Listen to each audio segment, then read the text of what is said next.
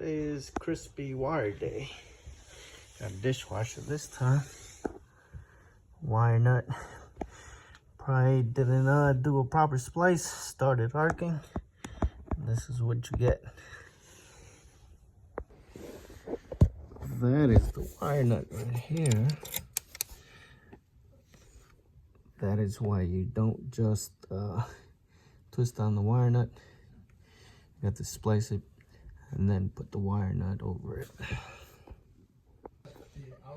I took the wire nut off that was on there still, and they definitely did not splice it. Just use the wire nut to splice it. You gotta redo this the right way. So this is the proper way. You give it a couple twists before you put the wire nut on.